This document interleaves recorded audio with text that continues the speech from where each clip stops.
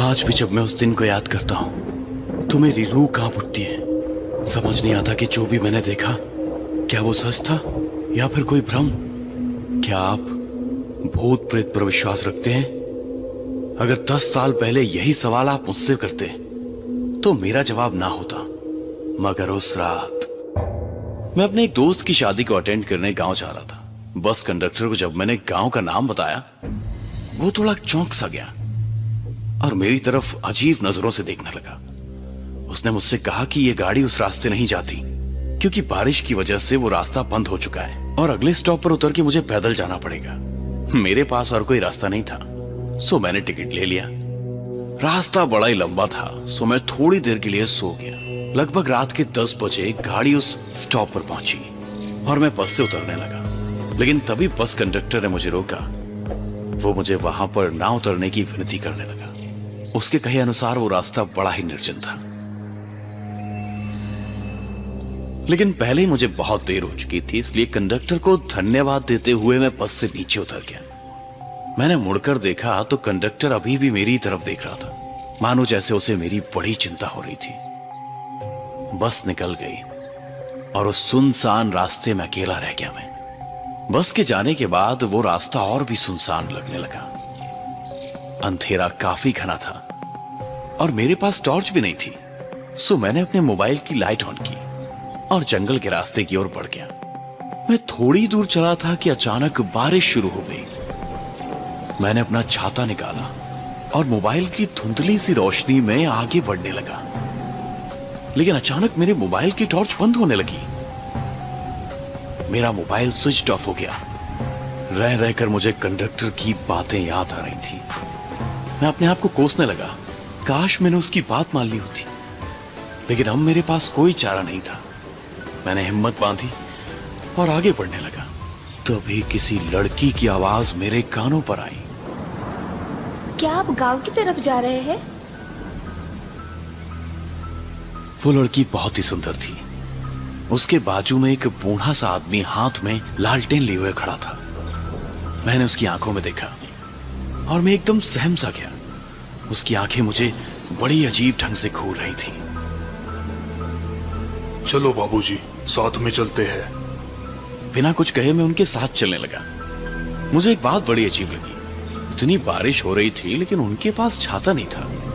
उस बूढ़े आदमी ने अपने पूरे बदन पर एक कंबल लपेट लिया था और वो लड़की तो बारिश में पूरी भीग चुकी थी।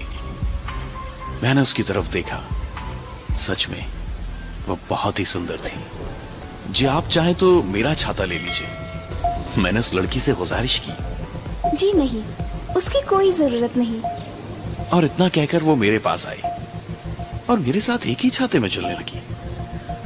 सच कहिए तो मुझे ये रात बड़ी अच्छी लगी थी, लेकिन जैसे ही छाता पकड़ने के लिए उसने मेरे हाथों को छुआ, मैं चौंक गया। क्या हुआ? उसने मुझसे पूछा। जी वो आपके हाथ बहुत ही ठंडे थे। लड़की मुस्कुराई। जी हाँ, वो आज बारिश बहुत ज्यादा है ना, शायद इसलिए। उस खूबसूरत लड़की के साथ एक ही छाते में चलते हुए मैं रोमांचित हो रहा था। अब गांव नजदीक आ गया था। मुझे दूर से घरों में जलते टिमटिमाते हुए दियों की रोशनी नजर आ रही थी। मैं उस रास्ते से आगे बढ़ा, लेकिन मैंने देखा कि वो लड़की और वो बूढ़ा आदमी एकदम से रुक गए। क्या हुआ? आप रुके क्यों? मैंने उनसे पूछा। आप गांव में नहीं आने वाले? जी हम गांव नहीं आते, हमारा लॉज है यहाँ पर। कभी वक्त मिले तो आइएगा जरूर। उस लड़की के हाथों में छाता देके मैं आगे बढ़ा। अचानक मुझे याद आया कि मैंने उस लड़की का नाम तो पूछा ही नहीं। अपने आप को कोसता हुआ मैं पीछे मुड़ा और मेरे पांव तले जैसे जमीन खिसकी गई। वहां पे कोई भी नहीं था। मैं आंखें फाड़ फाड़ कर देखने की कोशिश करने लगा। अचानक फिर से बिजली कड़की और फिर जो मैंने देखा, मैं आज तक उसे भुला नहीं पाया हूं। उनकी आंखें, उफ, उसमें तो जैसे जान ही नहीं थी, लेकिन फिर भी वो मुझे ही घूर रही थी। चेहरा सफेद, मानो जैसे उनका खून ही सूख चुका हो। वो मेरी तरफ देखकर मुस्कुराई। उसके सारे दांत सड़ गए थे। हमारा लॉज है यहाँ पर, कभी वक्त मिले तो आइएगा जरूर, मैं आपकी राह देखूंगी। उसकी आवाज मानो किसी कब्र से आ रही हो, इतनी भयानक थी। मेरे हाथ पांव कांपने लगे। मुझे उस कंडक्टर की बताई हुई बात याद आ गई। उसने मुझसे कहा था कि रास्ते में अगर कोई पुकारे तो रुकिएगा मत। इतनी बारिश में भी मुझे पसीना आने लगा और फिर अपनी जान हथेली पर रखकर मैं वहां से भाग निकला। पता नहीं मैं कितनी देर भाग रहा था। गांव में पहुंचते ही मैं बेहोश होकर गिर गया। उसके बाद क्या हुआ मुझे नहीं पता, लेकिन 2 दिन बाद मुझे होश आया। तब मेरे दोस्त ने मुझे बताया कि पिछले 2 दिन से मुझे तेज बुखार था और मैं अपनी बेहोशी में अजीब अजीब बातें बड़बड़ा रहा था। मैंने अपने दोस्त को उस रात क्या हुआ वो सब बात बताई, जिसे सुनकर मेरा दोस्त भी घबरा गया। उसने मुझसे उस गांव में घटी हुई एक हकीकत बताई, जिसे सुनकर मेरे रोंगटे खड़े हो गए। वो कहानी कुछ इस प्रकार थी। उसी गांव में एक लॉज था, जिसे एक बूढ़ा आदमी और उसकी नातिन दोनों मिलकर चलाया करते थे। कुछ साल पहले शहर से कोई लड़का उन दोनों के लॉज पर रहने के लिए आया था। वो दोनों एक दूसरे से प्यार करने लगे। लड़के ने लड़की से शादी का वादा किया और फिर वो शहर चला गया। वो लड़की उसके लौटने की इंतजार की राह देखने लगी, मगर वो लड़का लौट कर कभी नहीं आया। गांव के लोग अब उस लड़की का मजाक उड़ाने लगे, उसे तंग करने लगे। उनका लॉज बंद हो गया। वो बूढ़ा आदमी और लड़की दोनों ही अब अकेले पड़ गए। लड़की का हाल तो बहुत ही बुरा था। वो अब पागलों जैसे बर्ताव करने लगी थी। उस बूढ़े से अपनी नातिन का यह हाल बर्दाश्त नहीं हुआ। एक रात को दोनों जंगल की तरफ निकल पड़े और एक पेड़ से लटककर उन दोनों ने आत्महत्या कर ली। उस तूफानी रात में मैं जिस लड़की और उस बूढ़े आदमी से मिला, ये वही लोग थे। आज भी जब मुझे वो तूफानी रात याद आती है तो मैं चैन से नहीं सो पाता। अब आप ही बताइए, उस रात जो भी मैंने देखा या फिर महसूस किया, वो सच था या फिर मेरा भ्रम? आपको क्या लगता है, क्या भूत प्रेत सच में होते हैं?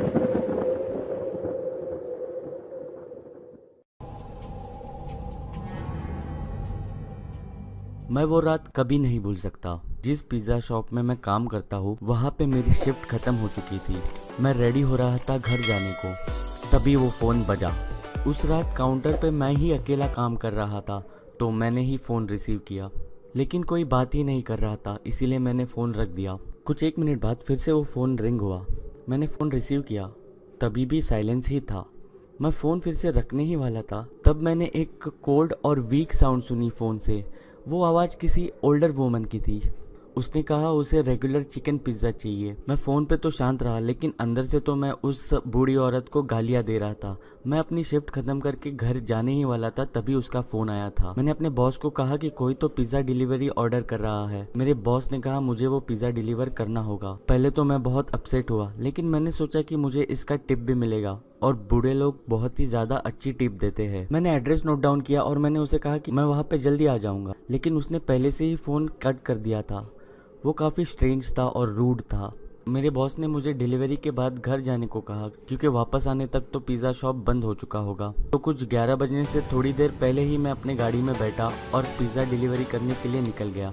दिए हुए घर का एड्रेस काफ़ी शांत जगह पे था। जीपीएस की मदद से मैं एड्रेस लोकेशन पे पहुंचा। वो काफ़ी शांत और 1 फ्लोर का घर था। मैंने पिज़्ज़ा उठाया और घर की तरफ चल पड़ा। वो घर की सभी लाइटें बंद थी। मैंने बेल रिंग की इसी होप में कि दिया हुआ एड्रेस गलत ना हो, लेकिन रिंग को किसी ने आंसर नहीं किया। मैंने फिर से डोर बेल रिंग की, लेकिन अभी भी किसी ने आंसर नहीं दिया था। मैं अभी वहाँ से निकलने ही वाला था, तभी मैंने अपना सर राइट साइड में घुमाया और मैंने देखा कि वहाँ पे खिड़की पे कोई खड़ा है। मैं पहले तो काफ़ी डर गया, फिर पीछे हुआ, फिर उसके बाद मैं इवेंचुअली उस खिड़की के पास गया उस इंसान को देखने। वो एक बूढ़ी औरत थी, मिड 70s में। वो एक ब्लैंक एक्सप्रेशन के साथ मेरी तरफ स्टेयर कर रही थी। विंडोज़ के थ्रू मैंने चिल्लाया कि उसका पिज़्ज़ा मेरे पास है, लेकिन उसने कुछ रिस्पॉन्ड ही नहीं किया। इसलिए मैंने और भी चिल्ला के कहा। तभी उसकी फेस पे एक बड़ी सी स्माइल आई। वो स्माइल कोई जेन्युइन स्माइल नहीं थी, वो काफ़ी क्रीपी और डरावनी स्माइल थी। मुझे आज भी उसकी स्माइल और वो एक्सप्रेशंस याद है। मैंने डिसाइड किया कि मुझे वहाँ से निकल जाना चाहिए, तो मैं वहाँ से निकल गया और अपने कार में जाके बैठा। पिज़्ज़ा को मैंने पैसेंजर सीट पे रखा। मुझे लगा कि मुझे ये सब अपने बॉस को इन्फॉर्म करना चाहिए। मैंने मेरे बॉस को टेक्स्ट किया और मैंने कार चालू कर दी।